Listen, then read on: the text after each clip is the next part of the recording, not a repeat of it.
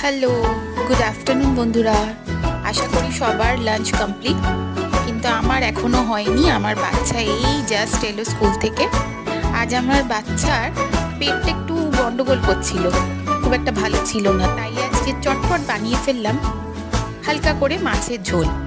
তারই রেসিপি তোমাদের সাথে একটু শেয়ার করলাম। টাটা।